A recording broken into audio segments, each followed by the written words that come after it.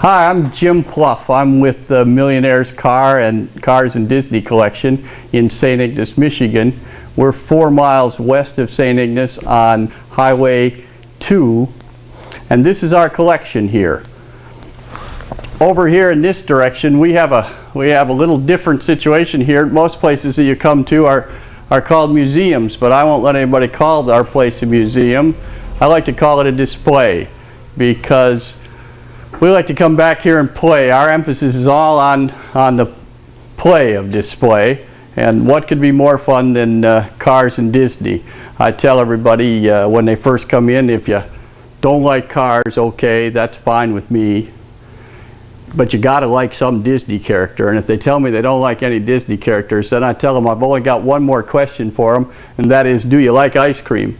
And if they tell me they don't like ice cream, then I throw them out of here, because I know they've never had any fun, and I don't want to catch what they've got, because this place is all about having fun, being able to come and see cars and see things that sometimes you're never able to touch or ever get into. And in my cars, when you come visit us, you can actually get into our cars, you can actually touch our cars, and we'll even give you a ride in our cars if you want to go for a ride in our cars. This first car right here is our 1960 Rolls Royce, and between 1960 and 1965 they build about 2,800 of these. Usually when I drive it, I wear my chauffeur's cap and I put on my little white shirt and my little tie, and Margaret, my wife, sits in the back, and away we go. It's nothing but fun, this car. It still floats down the highway at 65, 70 miles an hour, big old V8. And I always tell everybody that when they ask me what my Rolls Royce looks like, I tell them it's hard to describe, because if I told you that I had a green, light green, two-tone, dark green, green interior Rolls Royce, it'd sound pretty ugly, but when you see it up close, it's a pretty nice car, and certainly with all the wood trim. And what's a Rolls Royce without Grey Poupon? From here, we go over to our 55 T-Bird, which was the first year that Ford ever made the T-Bird. And it's an Arizona car. I got it out of Arizona, and obviously the top just removes right off of it. It's the only year that the exhaust came out of the bumpers, and it's the only year that didn't have the portholes on the side. And this one happens to be a 3-speed. Most of them are automatics that survive, but I prefer a stick over an automatic. So, and this is another one of the cars that you can go for a ride in if you visit us. Then this car over here is our 1954 Buick Century. Came right out of the factory with like this. It had real wire wheels on it, had power steering, had power brakes, had a power top. It had a Continental package on the back of it. In 1954, it would go from 0 to 60 in a little over 10¼ seconds, and it was the second year of the V8, and it was just a screaming fast machine for its day. You can see the red and the black and the white contrast beautifully in this car, and I tell the young kids when they're in visiting us today, this is an old car. You can wax the dash on this car because it was out of metal, and certainly this car would never pass Ralph Nader's test today. And then right here behind us are what I call our twin XKE Jaguars. One is a 1968 coupe, and the other is a 1969 convertible top. There's very little difference between the two cars except for the hard top and the rag top, and the safety laws changed between 68 and 69. And the convertible, because it's 69, has colored lights on the side here, and on the back there's a red one. And it also has headrests, which you don't find on the 68. They're 6-cylinder engines, 4.2 liters, and they always feel like you're going faster than you are when you drive these cars. I don't know what it's like. When I compare it to some of our newer cars, you always feel like you're going slower than you are when you drive those. But these cars always make it feel like you're going a little faster. And I've always thought that the way the hood opened up on this was just slick as could be. This is a 6-cylinder engine, 2 dual overhead cams, and then your spark plugs, your flathead right down through the center. And it's a great design. If you look at this, some of these designs are still being used. This design was way ahead of its time, as well as the styling on this car was way ahead of its time. It came out a year before the 63 Corvette, or I think the 63 Corvette would have been a little bigger splash than what it was.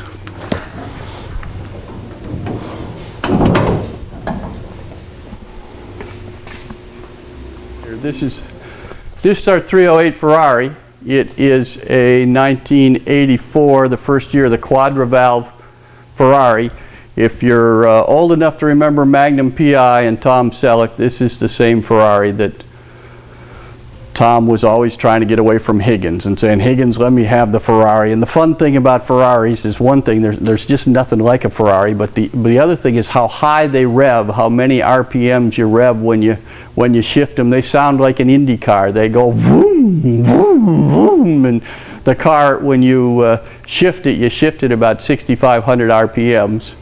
And if you don't shift it at 65 RPMs, it's almost like the car talks to you about, what, haven't we been for a ride before? Haven't we done this before? Why did you shift me at 4,000 RPMs? It's just one of those cars, it's gotta do that. Most fun about it is shifting it almost. I keep the top out of it because I'm a little too tall for it. So I only drive it on sunshiny days.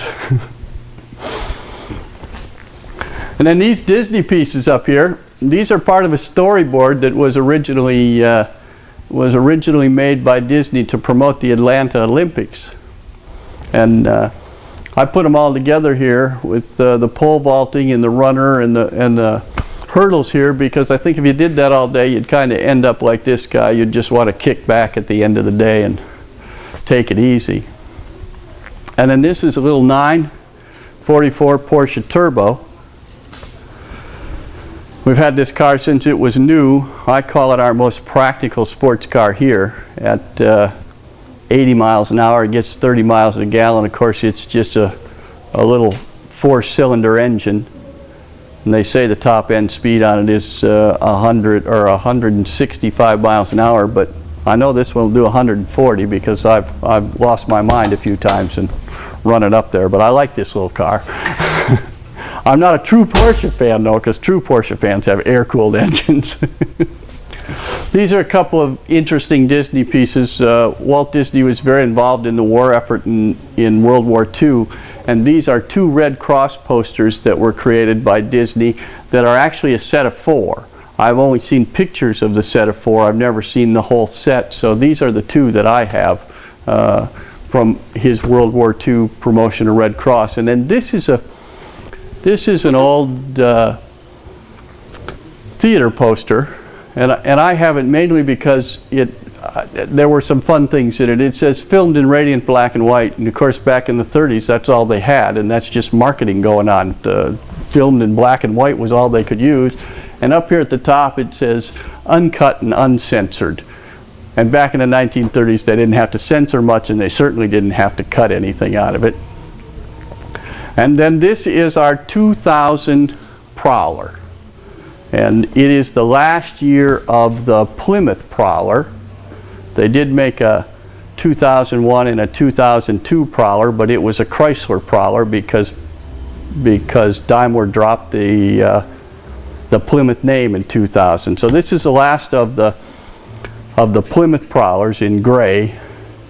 And it's a funny little car. Its doors don't open too wide. It's hard to get in.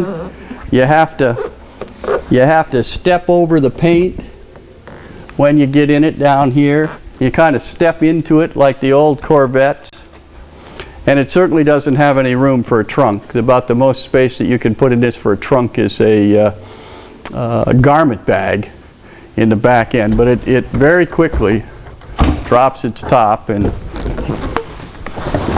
away you go. So I like the little car.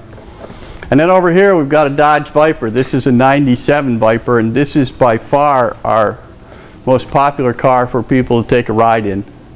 Again, we take everybody for rides in these cars if they want. I've been told it's a 200-mile-an-hour car, and the kids are always making fun of me because they say, how fast you had this car going? And I tell them, oh, maybe 90, maybe 95, and they look at me like, you are getting to be an old man, aren't you? But I'd take this car over almost any Ferrari, or I think it's a slick car. And this is the last year of this body style for the Viper also. Of course, it's in Arrest Me Red. This is a very unique piece that we have also here where we actually have the artwork, and then we have the piece that the artwork was used on. And in all Disney pieces there are 3 pieces of artwork. There is the blue line, and then there is the cleaned up version of the blue line, and then there is the color version of it.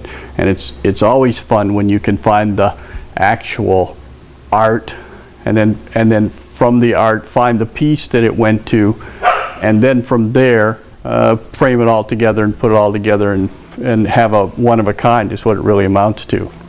This is our little 59 MGA 1600, and what's unique about this car is, 1, it's a small, but 2, most MGs that made it into the US were convertible tops, where this is a hard top. It's not a removable top, and you actually have to kind of pour yourself into this car. It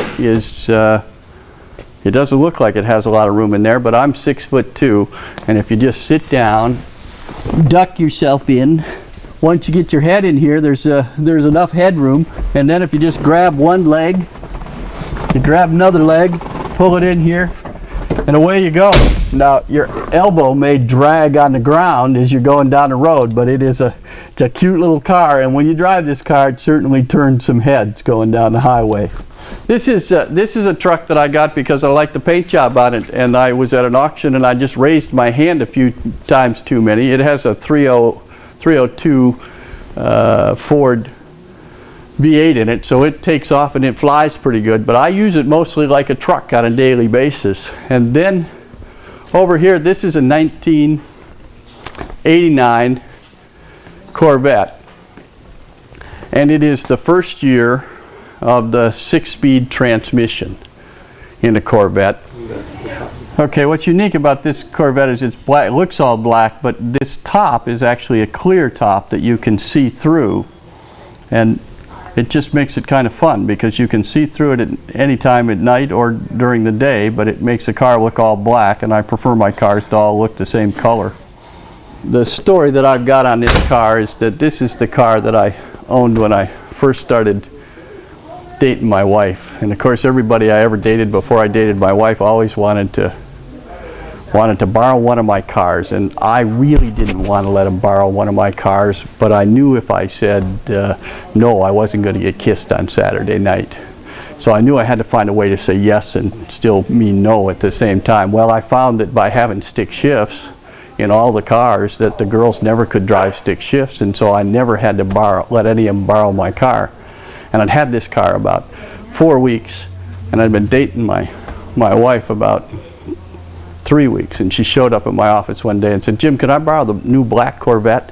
And of course I really didn't want to let her borrow it, but I still wanted to get kissed on Saturday night, and I said, "Well, sure you can, but you know it's a stick shift." And she said, "No problem, where are the keys?" So when my plan fell apart, it completely fell apart. And then the only time I ever saw this black Corvette after that was when I was seeing Margaret. It seemed like she always had it. So I eventually had to keep Margaret in order to get the car back. That's my side of the story. Anyway, Margaret has a little bit different one. And this is our split window 1963 Corvette. I tell everybody this is my favorite car to start. It's not necessarily my favorite car to drive, but it is my favorite car to start because it's got that boom, boom, boom, boom, boom. It's got the right rumble to it. But the guy that bought this 63 originally, he must have been just a little short on cash. He must have known that he needed a Corvette because he wanted to be cool, but he didn't have quite enough money to ante up the $180 it would have taken to upgrade it from a 3-speed to a 4-speed. So this is a rare 3-speed split window 1963. In 1963 there were only 903 guys, I think, that didn't have enough money for a 4-speed transmission, because I think that's all they built in 1963 was 903 3-speed transmissions. So there's the story behind this Corvette. And then over here is our 1941 Chevy hot rod, because there's nothing 1941 about it except for the body style. It's got shaved handles on it, and my dog likes to sleep in this car. And usually I have the door open, so that's Dusty. Well, I got 2 of them in there, and they stay in this car, and the door usually stays open so they can get in and out. But what I like about this car is how much room it has in it. I told you earlier I'm 6'2", and you saw me get in the MG. Well, you can just jump into this car and there's plenty of space, but I can even jump into the back seat of this car and there's just as much room in the back seat as there is in the front seat, and I gotta have at least 6 or 8 inches worth of headroom in this car. And I really like it for driving on an everyday basis when you're going to take 4 or 5 people with you. It's just, you know, everybody's going to be comfortable in this car. Okay, so this is the engine, our 41 Chevy, and it's just a small block with a blower on it, but it makes it get right up and move down the highway when you want it to. You get it going a little too fast because it's got skinny tires on the front and wide tires in the back. It gets a little squirrely, but it still makes it a nice fun car to head on down the highway with, and you don't worry about not getting there in this car. Okay, there are hundreds of pieces of Disney art in here, and all of these pieces have some kind of story behind them. Some of them, like this one, came off of a sweatshirt, and I never saw the sweatshirt until I saw somebody wearing it, and I tried to buy it off the guy that was wearing it and never did acquire it from him. But it's a neat piece of art. Some pieces, like these up here, are very unique and are Mickey Mouse out of character and are rarely found and are pastels, and I can tell you a whole story about those and how they were acquired. There are some unique bronze pieces here. Again, every piece has a story behind it, and it'd take me forever to tell you all the stories with the short time that we have here today. And if you come over here again, there's some more art with each piece belonging to a different part of Disney or a different thing about Disney that makes it fun. And then if you come all the way over to here, you'll see the Mickey Mouse. They call Mickey Mouse in through the years, and this is the way that you're allowed to draw Mickey Mouse and have Mickey Mouse in his various, I guess, eras that you could draw Mickey Mouse. You can't draw a Steamboat Willie and have him be in color. He has to be in black and white because that's how he was drawn originally, and that's how he was done originally. And you can't draw a Sorcerer's Apprentice and put a tail on him because he never had a tail on him. So things like that are just little tidbits of information that we give you when you visit us, along with the cars, that make it all kind of fun and interesting. Okay, again, there are hundreds of Disney items here with lots of different stories behind them, and there are many one-of-a-kinds here. This is a one-of-a-kind that we purchased at an auction by Sotheby's that Disney was putting on, and I always say it was I raised my ears one too many times because Margaret said she wanted it, so I said, okay, and then I said, are you sure you want it, honey? And she'd say, yep, and I'd go raise them again, and you see she wanted it bad enough that we ended up with it. But there are probably 20 or 30 one-of-a-kinds throughout the display here. This 55 Chevrolet here is the only car in the collection that does not belong to us.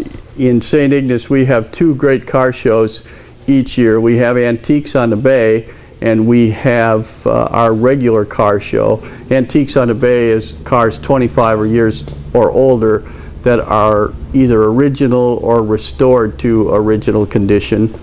And our car show the week after that is everybody can bring their car. It doesn't matter what you've done to it. But this car belongs to the promoter of our car show, and it is an original 55 Chevy that was built in California. Ed has owned it for 22 years, and it's the original paint, the original interior, original everything except for the fender skirts, is my understanding, and that was an aftermarket product that was produced for this car, but it gives it the right 50s look for that era. So this is the only car when you visit us that you can't sit in or get in or go for a ride in, and it's the only car that we have roped off because Ed's asked us to keep the public away from it. But again, I want to say that this is not a museum here. This is a display with the emphasis on display, on the play of display.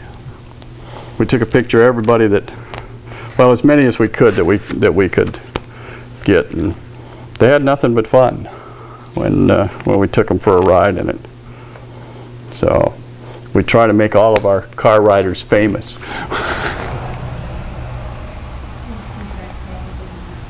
And what tourist attraction would be complete without a gift store? Margaret and I tried to put into our gift store items that we ourselves would buy. We had never been in the retail business before, and we thought, well, if it goes well, we'll sell the things that we like and the things we like to do. And it's just like our car and Disney collection that we put together. We're trying to share our toys and our joys and all the things we like with the people that visit us here in St. Ignace. So if you get a chance, come on up to St. Ignace. Come out 5 miles on West US 2 and we'll give you a tour. It takes any place from 30 minutes to about an hour and a half, depending on how long you let me talk.